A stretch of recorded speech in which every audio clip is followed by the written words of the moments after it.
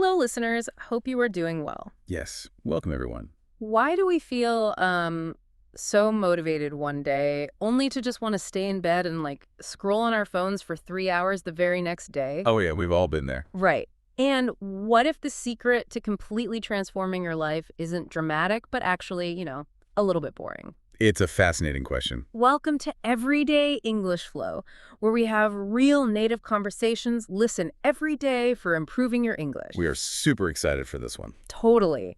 Today, we are setting out on a very special mission. We are going to explore the psychology of consistency. Which is huge. It really is. We'll look at how this one, seemingly simple concept quietly rewires absolutely every part of your life, your habits, your daily routines, your mental frameworks, and ultimately your entire future. Yeah, it touches literally everything. It does. And before we get into the weeds, I want to give you, the listener, a roadmap of what we are actually doing today in numbers. Lay it out for them. So throughout this conversation, we are going to explore 5 core pillars of consistency. 5 pillars, right. And along that psychological journey, we'll organically master 11 advanced C1 level vocabulary words. Which is the exact kind of nuanced language native speakers use when having deep conversations about self-improvement. Exactly. And on top of that, we will practice 3 real-life English sentence patterns to immediately elevate your speaking skills. It's an incredibly comprehensive framework. We're essentially looking at the universally observed mechanics of human behavioral change. Right, because mastering these concepts won't just help you understand why you procrastinate. No, it will give you the precise linguistic tools to, actually articulate your own journey of growth. Absolutely. And a quick note for you, our dedicated listener, make sure you stay with us all the way to the end. Definitely stay tuned. Because there's a special bonus waiting for you at the close of today's deep dive. It's specifically designed as a speaking practice challenge to lock in everything we learned today. It's going to be really helpful. And we also have a specific idiom question that you will need to answer in the comments. You really won't want to miss it. For sure. So should we just jump right in? Let's do it. Let's talk about the first big foundational concept or pillar, which is the myth of motivation versus the reality of consistency. Right, the motivation myth. Culturally, we are completely obsessed with motivation. I mean, Okay. we watch these intense, high-energy videos with dramatic music. Oh, the gym videos. Yes, we read quotes from billionaires, and we wait for this magical lightning bolt of energy to strike us before we finally decide, okay, today I am going to study English for 3 hours. Which is just setting yourself up for failure. Waiting for that feeling is a trap, isn't it? It is perhaps the most common trap in personal development. What's fascinating here is that it is widely believed by behavioral psychologists that relying on motivation is structurally flawed. Because of how the modern world operates, right? Exactly. Think about the environment we live in today. It is practically engineered to exhaust our prefrontal cortex. And that's the logical decision-making part of our brain, for those who might not know. Right. We are constantly navigating smartphones, endless social media feeds, algorithmic entertainment, and just a relentless barrage of notifications. It's nonstop. Every single ping on your phone demands a micro-decision. So by the end of the day, people are suffering from severe cognitive fatigue. Which means your brain is just completely drained. Completely. And when your brain is exhausted, motivation, which is a highly resource-intensive emotion, is the very first thing to evaporate. Okay, let's unpack this. I want to push back slightly here, or at least play devil's advocate for a second. Go for it. Isn't motivation exactly what gets people off the couch in the first place? I mean, think of January 1st. The New Year's resolutions. Yeah. The gyms are packed. Language learning apps see massive spikes in downloads. That initial burst of motivation is real, right? Oh, the initial burst is entirely real. Yeah. But it is fundamentally a peak state. A peak state, Yeah. like a high. Exactly. It is an emotional high driven by a spike in dopamine. And just like any emotional high, it is biologically impossible to maintain. You just can't stay up there forever? No, you cannot stay furious forever, you cannot stay euphoric forever, and you cannot stay motivated forever. Motivation is inherently tied to your current physiological and emotional state.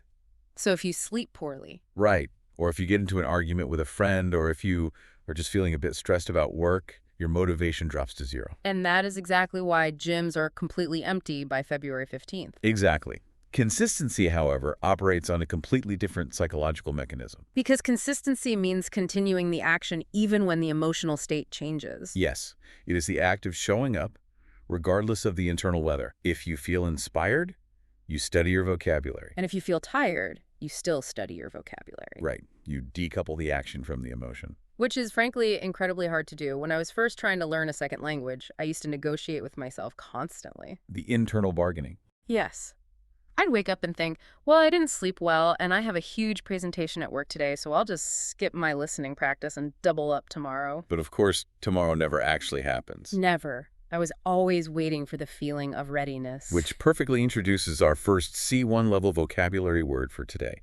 And that word is momentum. Momentum. Because what you were losing when you decided to wait for tomorrow wasn't just time. It was momentum. Let's really dig into this word, because momentum is such a rich, dynamic noun. It's a physics term originally, right? It is, yeah. In physics, momentum is the quantity of motion of a moving body. But in the context of human behavior and psychology, it means something a bit more specific. How would we define it for our listeners? It is the invisible energy and movement that helps a habit continue forward naturally, with less and less conscious effort over time. I always picture it like atmospheric reentry, or rather, launching a rocket into space. Oh, that's a great visual. Yeah, when you watch a rocket launch, like 80% of the fuel is burned just in the first few minutes, just trying to break free from the Earth's gravity. It's a massive struggle. It is violently difficult. That initial push requires massive, intense motivation, but once the rocket is in orbit, it's weightless. It just glides. Exactly, it has momentum. The hardest part is over. That is a phenomenal analogy. Yeah. The gravitational pull is your old habits and your brain's desire to conserve energy. Right. Once you break through that, the forward energy sustains itself. And as advanced English learners, we need to know how to use this word naturally. You don't just have momentum out of nowhere. Right, we typically use specific verbs with it, don't we? We do. We say things like, small habits create positive momentum, Oh. or consistency builds momentum slowly over time. So it's something you actively construct. You could say to your boss, I'm trying to gain momentum in my career. Exactly. Or, I don't want to take a week off from my English classes because I'll lose my momentum. Notice the collocations there, listeners. Create, build, gain, lose.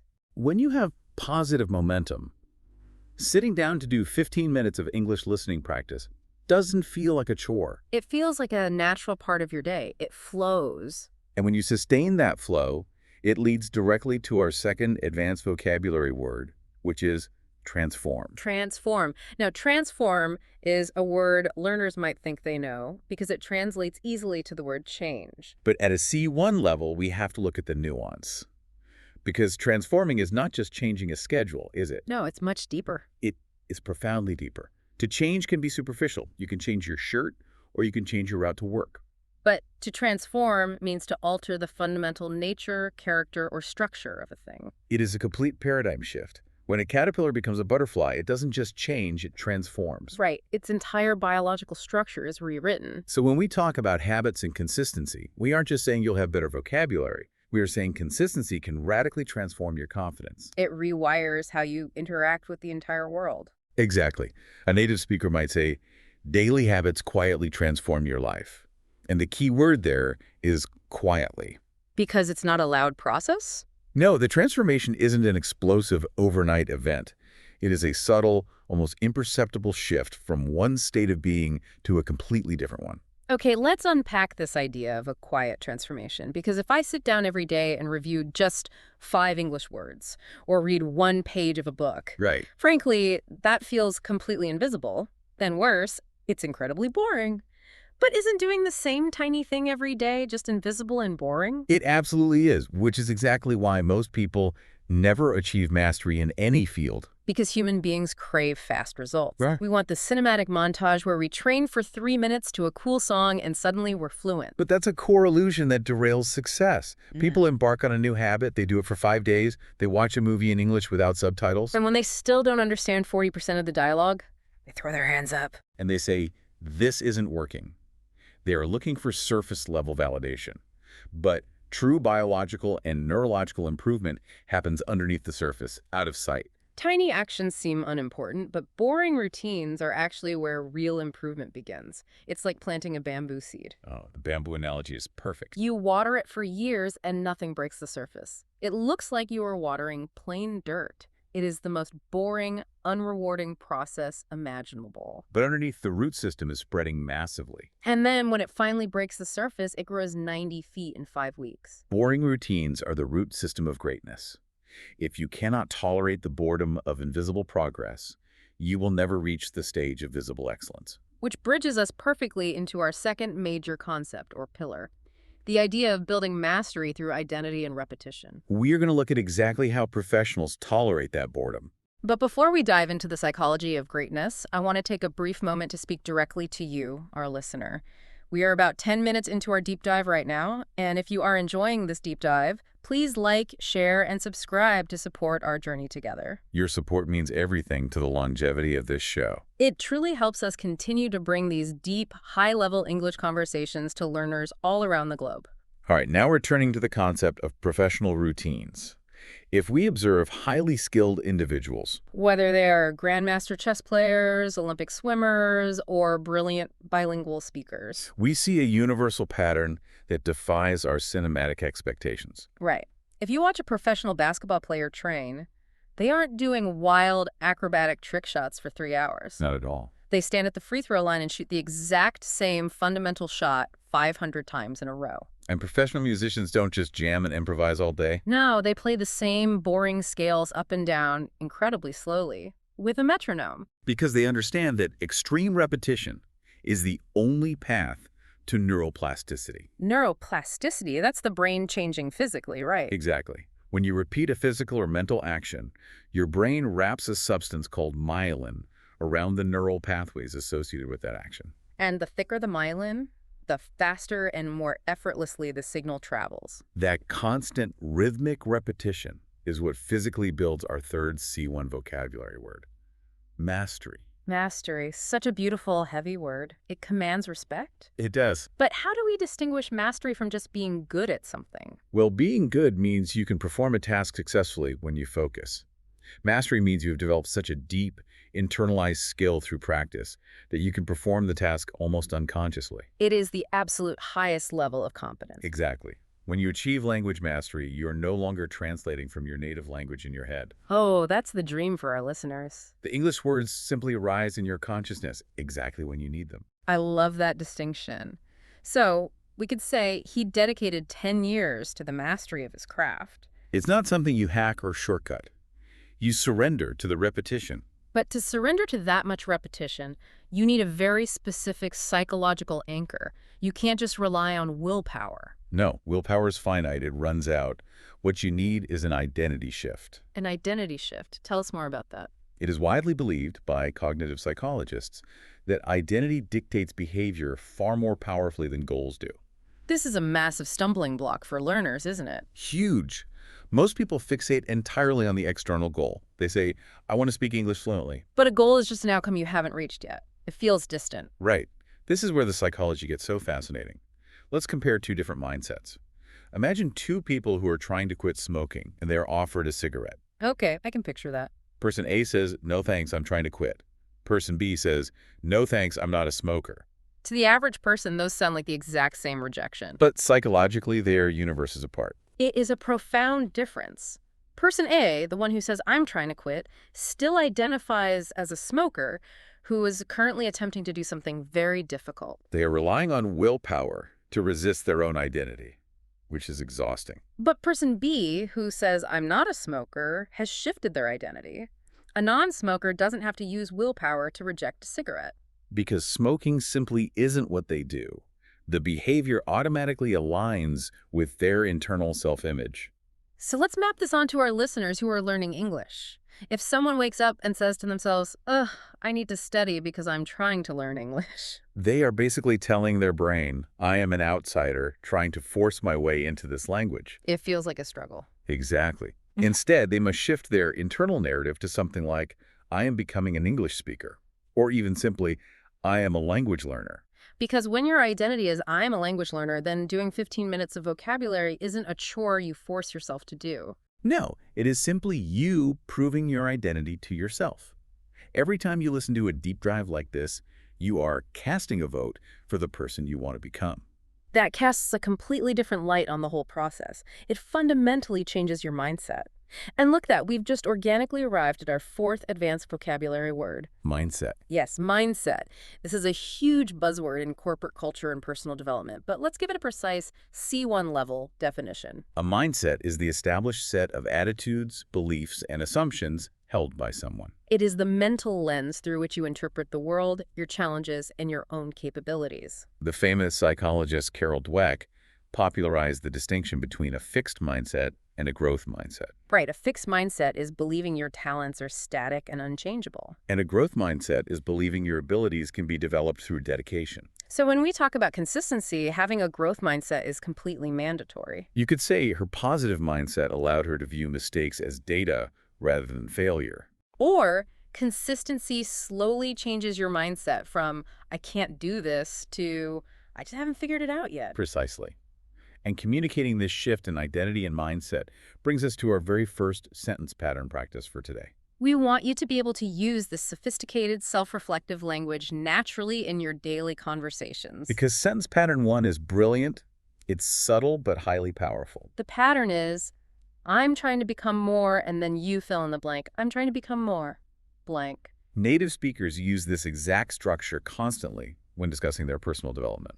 It is highly effective because it is humble, right? It doesn't arrogantly claim you are already perfect. But it clearly communicates a shifting identity. Let's give some context. Imagine you were at a dinner party, and a friend asks why you aren't drinking alcohol, or why you are leaving early to wake up at 5 a.m. If you say, I want to be disciplined, it sounds a bit rigid, maybe even defensive. But if you say, I'm trying to become more disciplined, it invites empathy. It acknowledges the journey. It implies a continuous process.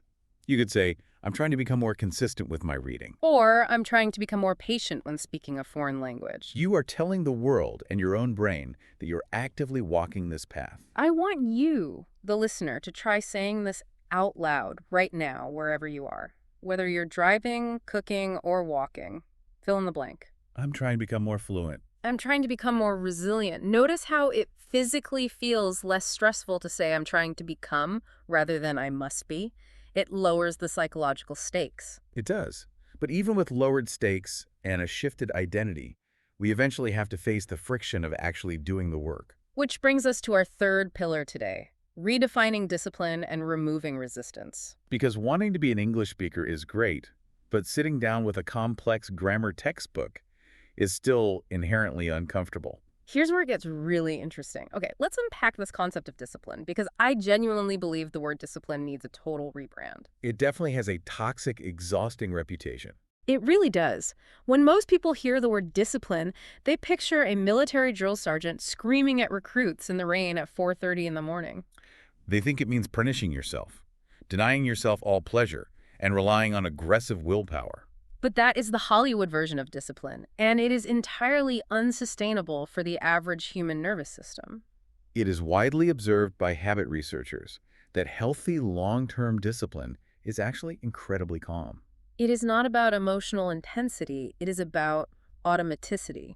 True discipline doesn't look like a sweaty, screaming struggle. It looks like someone quietly making a cup of tea and opening a book without even thinking about it. Wait, I love that. True discipline is calm. It's like a thermostat, not a furnace. Oh, explain that. Well, a furnace blasts intense heat and then shuts off, leaving the room freezing an hour later. A thermostat just quietly clicks on and off in the background, keeping the temperature perfectly consistent without any drama. That is an exceptional metaphor. The furnace approach to habits is what creates decision fatigue. Think about what happens when you rely on intense emotional willpower.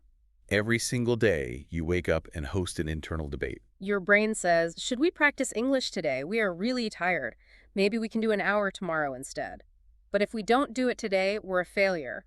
And that 20-minute mental negotiation burns a massive amount of glucose in your prefrontal cortex. You are exhausted before you even open the book. I know that internal debate so well. It is agonizing. The sheer amount of energy we waste just deciding whether to do the thing is often greater than the energy required to actually do the thing. Exactly. And that mental debate is the breeding ground for our fifth vocabulary word, resistance. Resistance. This is a concept popularized by writers like Stephen Pressfield. It's that invisible repelling force. How do we define it in the context of our daily habits? Resistance is the mental hesitation, The emotional unwillingness or the psychological friction you feel right before starting a difficult or beneficial task. Is your brain's evolutionary desire to avoid discomfort and conserve energy.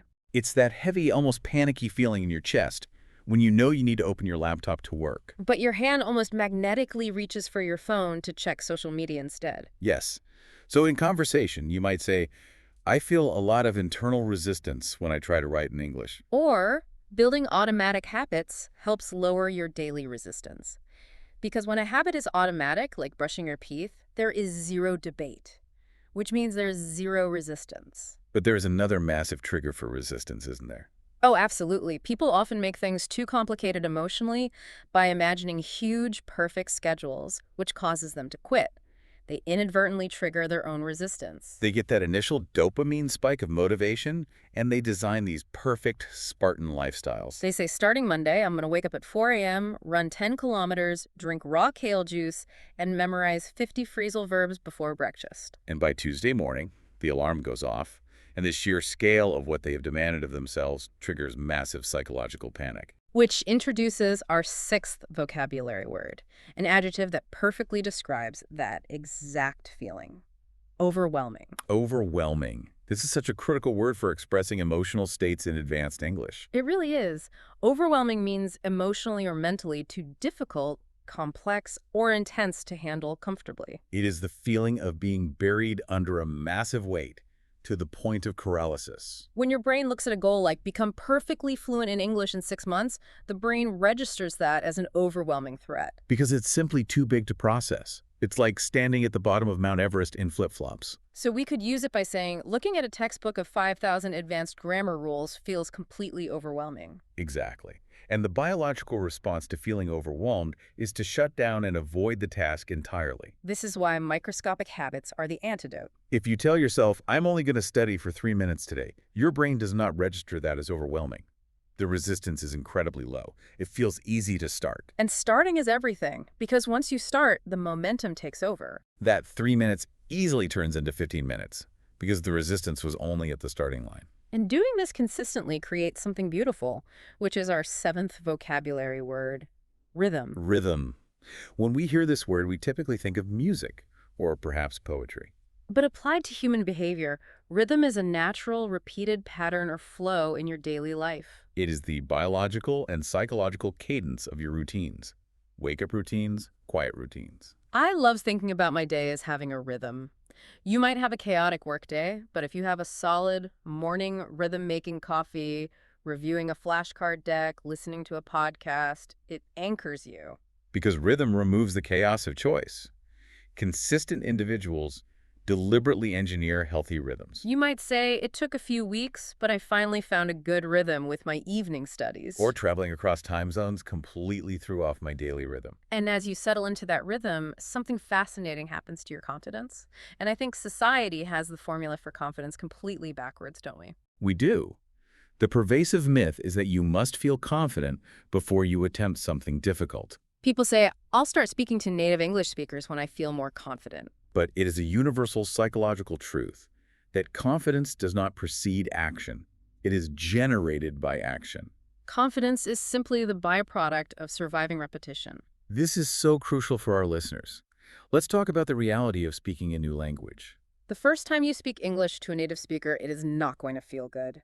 You are going to feel awkward, slow, you will forget basic words, and you might feel intensely embarrassed. There's no biological way to feel confident in that moment because you have no evidence that you can survive it. But if you do it anyway, if you push through the resistance and you do it a second time and a 10th time, the fear begins to subside. Repetition biologically normalizes the uncomfortable. This transition from fear to comfort is a fundamental part of the human experience, which brings us to our second sentence pattern for today. Yes, sentence pattern 2 is arguably the most natural storytelling structure in the English language for describing personal growth. The pattern is, at first it felt blank, but over time it became easier. This structure is incredibly powerful in conversation because it achieves two things simultaneously.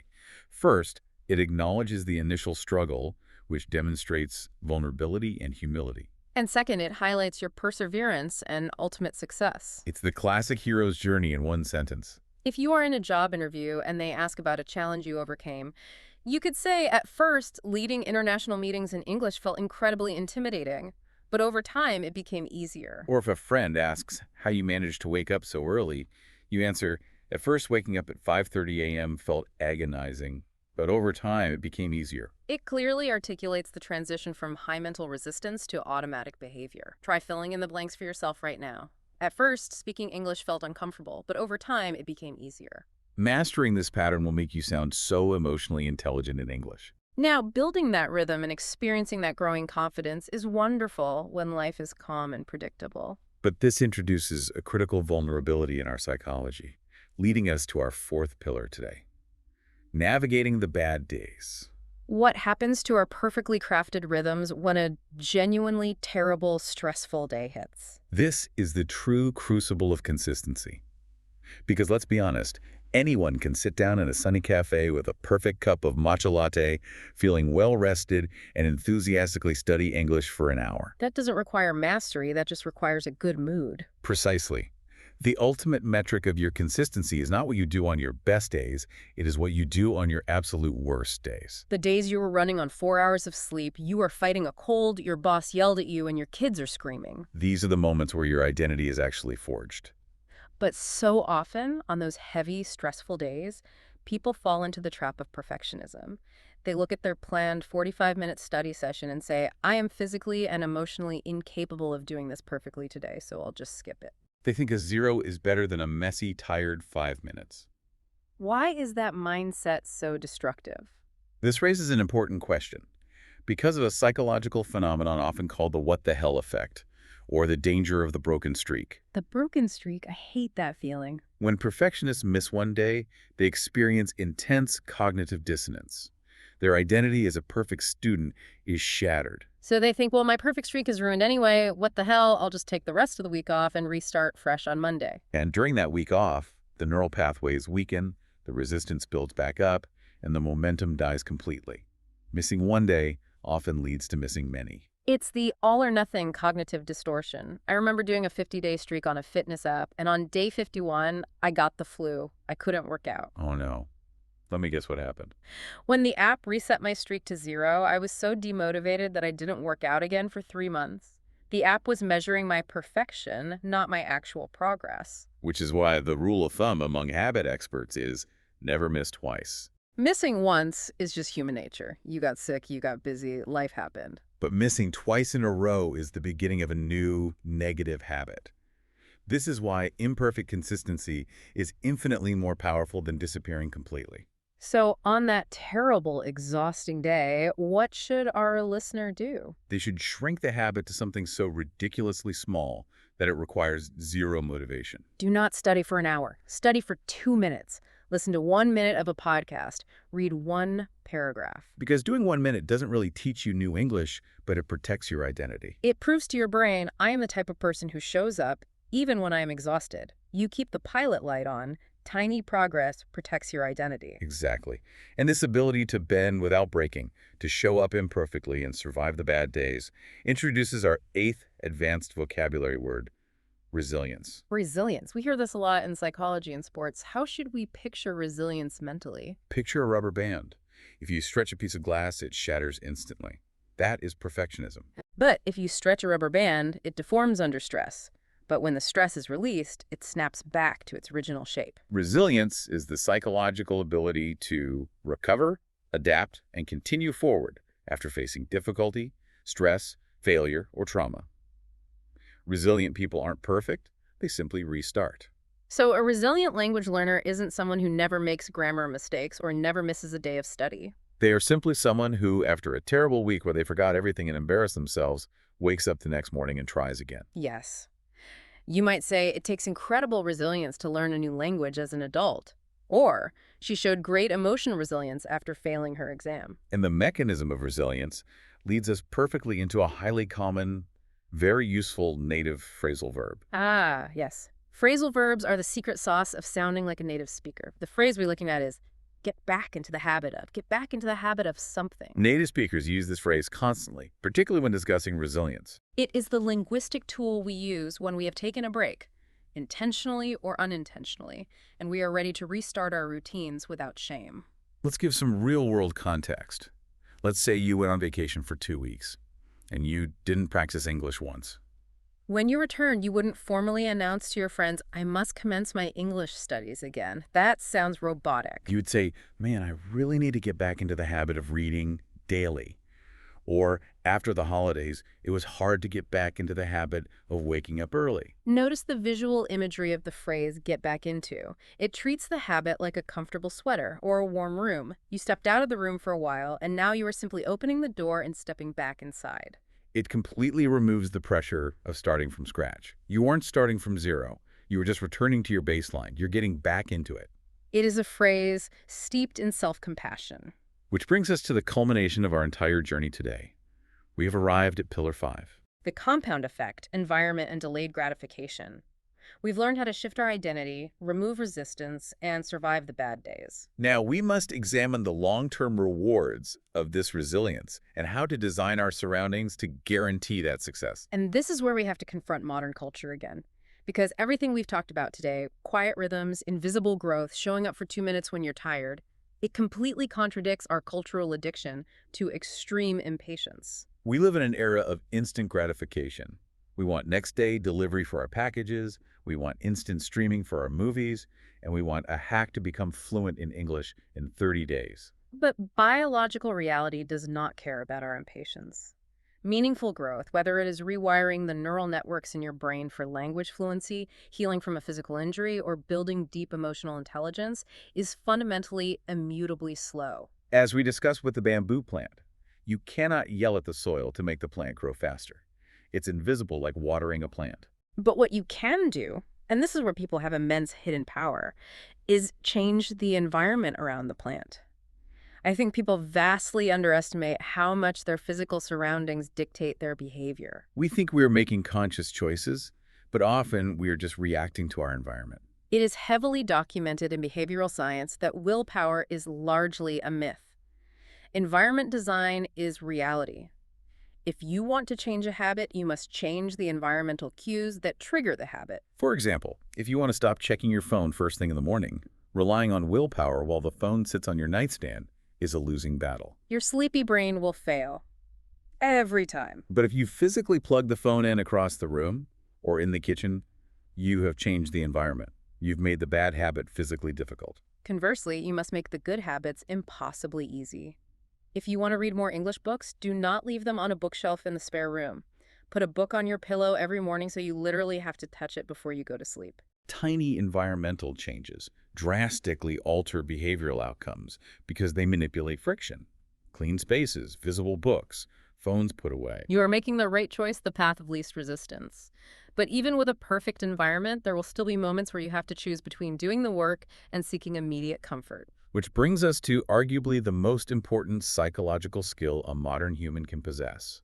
Our 9th vocabulary word, delayed gratification. Delayed gratification is the absolute cornerstone of all long-term success. Let's define it clearly. It is the conscious psychological ability to resist the temptation of an immediate, smaller reward in order to receive a larger, more enduring reward later, accepting small discomfort now for bigger future rewards. The famous Stanford marshmallow experiment, where they offered a child 1 marshmallow right now, or if they could wait 15 minutes alone in the room without eating it, they would get 2 marshmallows. Exactly. It is prioritizing your long-term goals over your short-term impulses.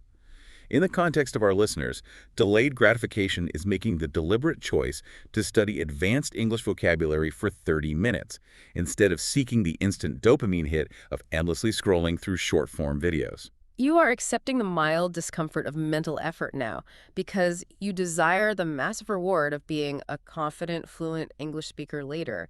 It requires incredible maturity. And it requires immense patience because the rewards of delayed gratification do not show up immediately. They show up, well, gradually, which is our 10th C1 vocabulary word.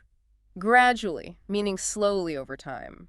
Slowly, step by step, progressing by small degrees over a long period. A native speaker might observe her accent improved gradually over the course of 3 years, Or if you practice delayed gratification, your life will transform gradually. It does not happen on a random Tuesday at 2 p.m. The daily changes are so microscopic that you are practically blind to them. It's like watching your hair grow in the mirror. You look every day and say, nothing is happening. It's exactly the same. But then you look at a photograph from 6 months ago and you are shocked. And the mathematics behind that shock is explained by our 11th and final advanced vocabulary word, compound. Compound, while commonly used in finance, like compound interest, in the context of self-growth. To compound means to increase gradually through repeated accumulating growth. It is the principle that each small step builds upon the previous one, creating a snowball effect. So it's not just addition, it's multiplication. Let me use an analogy. If I offer you $1 million in cash right now, or a single magic penny that doubles in value every day for 31 days, most people instinctively want the $1 million. But mathematically, that is the wrong choice. The compounding penny seems worthless at first. On day 10, it's only worth $5. You feel like you made a huge mistake. But because it compounds, because the growth builds on top of the previous growth, by day 31, that single penny has turned into over $10 million. And that is exactly how human knowledge and neuroplasticity work. We could say small daily efforts compound over time. Your 15 minutes of listening today connects to your 15 minutes tomorrow. The vocabulary links together. The grammar rules start to make sense in context. Suddenly, you aren't just learning words, you are intuitively grasping the language. So what does this all mean? When you practice delayed gratification, when you optimize your environment, and when you allow your imperfect, messy efforts to compound gradually, you are doing so much more than just learning English. Confidence doesn't appear before action. It grows through repeated action. You are fundamentally restructuring your self-worth. Every single time you keep a small promise to yourself, like studying for those tired 10 minutes, you are building emotional stability, self-respect, and profound self-trust. It is a gift to your future self. When you endure the discomfort of discipline today, your future self gets to enjoy the rewards, the fluency, the confidence, the new career opportunities, and ultimately that quiet, boring discipline is what creates true freedom. Which brings us to our third and final sentence pattern for today. We want our listeners to start planting the seeds for their future selves right now, today, using this exact phrasing. Sentence pattern 3 is an elegantly simple way to articulate your forward-looking intentions without triggering the overwhelm we discussed earlier. The pattern is, one small habit I want to build is blank. Notice the architecture of the sentence. We don't say, the massive goal I want to achieve is. We say, one small habit I want to build. It implies patience. It implies construction. It is deeply optimistic, yet manageable. You might say to a colleague, one small habit I want to build is reading every morning. Or one small habit I want to build is practicing English for 10 minutes daily. Stating this out loud to someone else, or even just writing it down in a journal, takes the abstract desire out of your head and makes it a concrete intention. Try it right now. What is it for you? Fill in that blank. One small habit I want to build is... As we draw near to the end of our deep dive today, it is essential to briefly integrate everything we've explored. We have taken a profound journey through these 5 pillars of human behavioral change. Let's do a quick recap. We began by dismantling the myth of motivation versus consistency, recognizing that true momentum must be created actively. Then we saw how mastery and identity are forged in the fires of boring repetition. Moving into the third pillar, we rescued the concept of discipline by redefining it, not as a screaming drill sergeant, but as calm, automatic rhythms that remove resistance. And when those tasks inevitably become difficult, we learned how to navigate the bad days with emotional resilience, getting back into the habit imperfectly. Finally, we saw the mathematical beauty of the compound effect. By designing our environment to support delayed gratification, our invisible efforts gradually compound. If we connect this to the bigger picture, motivation might start you, but consistency changes you permanently. The life you dream about is built through ordinary, almost boring daily actions repeated quietly. That is a truth that is going to stick with me. Now, as we promised at the very beginning of this deep dive, it is time for your special bonus. We have prepared 5 specific speaking practice questions based on everything we uncovered today. These questions are meticulously designed to force you to pull your new C1 vocabulary out of your passive memory and into your active speaking. Answer these questions out loud. Here are your 5 questions. Number 1, why is consistency difficult sometimes? Number 2, how do small habits change people over time? Number 3, what habits help people become more disciplined? Number 4, how does consistency affect confidence? And number 5, what small habit would you like to build? Challenge yourself to actively use words like momentum, resilience, mindset, and compound. And that brings us to our final intellectual exercise, the idiom challenge. Earlier in our discussion about the bamboo plant, there was a beautiful English expression used to describe invisible growth. The expression is underneath the surface. Underneath the surface, it means that something incredibly important, complex, or profound is happening, even if it is not immediately visible to the naked eye. Your challenge is to write a full sentence using this idiom underneath the surface in the comment section below. We want to see how you creatively apply this to your own life. We genuinely love seeing your linguistic progress. And I have one final, very simple task for you. To show us that you are practicing your discipline today and that you made it to the end, write "I stay committed" in the comment box below. Just write "I stay committed." Typing those 3 words is a tangible promise to your future self. Don't forget to like, share, and subscribe to support everyday English flow. It truly is the fuel that helps us keep bringing you these deep, native conversations. Remember, every single minute you spent listening to us today was a compounded deposit into the person you are becoming. Exactly.